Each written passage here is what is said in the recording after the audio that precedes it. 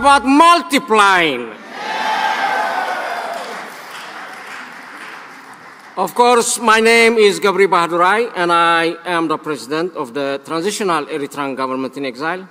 I live in Atlanta, Georgia, and we have been in many publications alongside with the Biafran movement lately.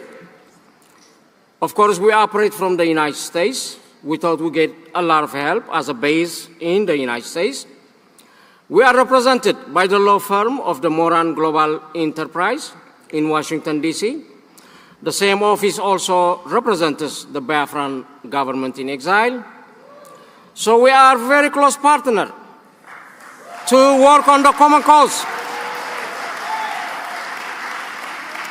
So the Biafran people are fighting for their freedom, for their independence from the Nigerian government. And the Eritrean people looking at freedom for their people from a very authoritarian regime of Eritrea. So we have a common cause to fight alongside each other. We are doing a marvelous job in Washington, D.C., thanks to our respectful lobbying firm. And right here, I'd like to recognize, if you may stand, Elias Gerasleos.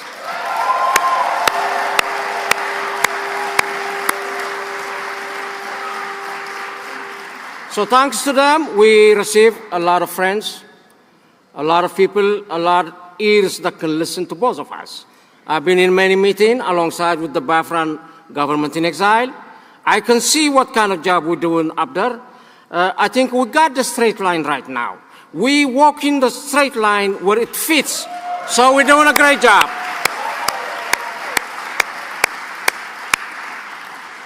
If I must correlate, what do we have in common?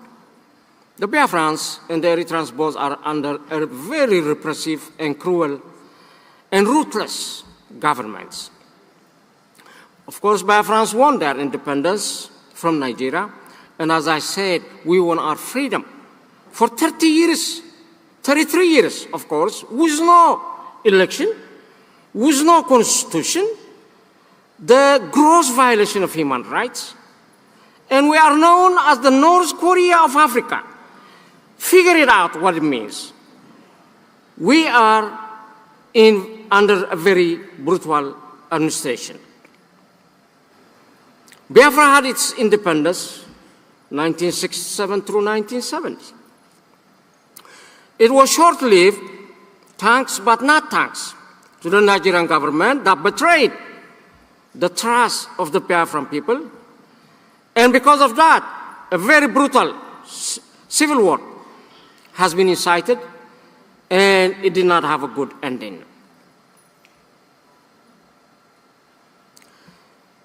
The Biafran people and the Eritrean people, Eritrea gained from Ethiopia after 31 years war, and many lives has been lost on both sides.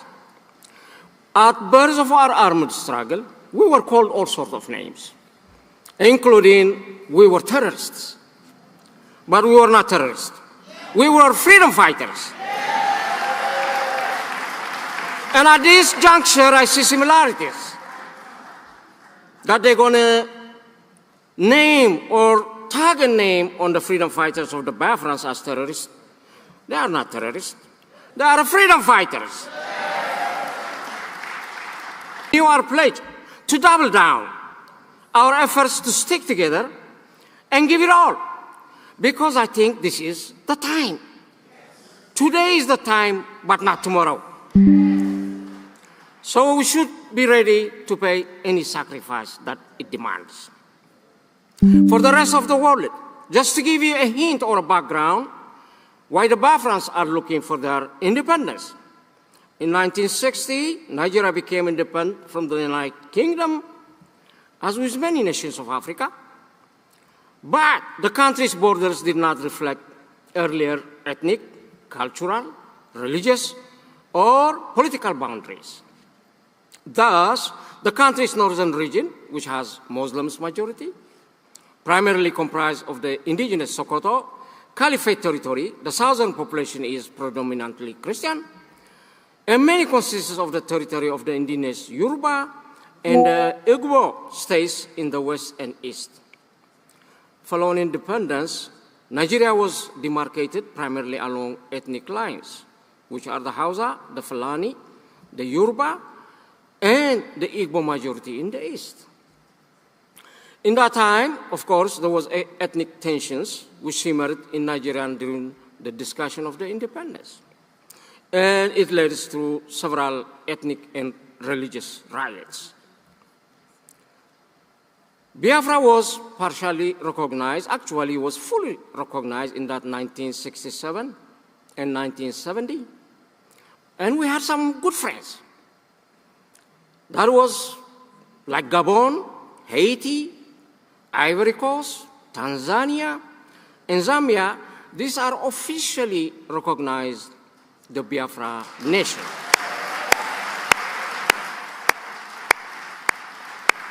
And there were some that recognized as de facto recognition from France, Portugal, Israel, South Africa, and Rhodesia.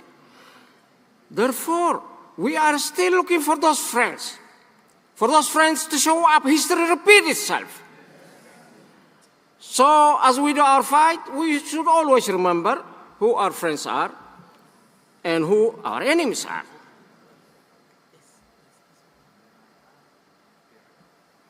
Despite it all, despite all these crimes by the Nigerian government, the Igbo nationalism, however, it became a solid political and social force after the Civil War. It has grown more militant, of course, starting in the 1990s, calling for the revival of Biafra. To get to your attention for some time, people thought the Biafran movement is dead. The Biafra movement is alive. The word that needs to be told to the world is what I'm saying. So because of the various forces that have emerged, but however right now, it is time for all the forces to join together for a common cause, focus on our fight to free the Biafran people against the main target, which is the Nigerian government.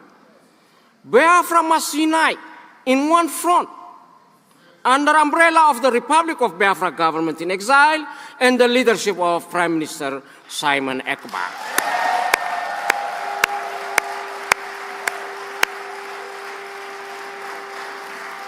Yeah. What happened during this convention?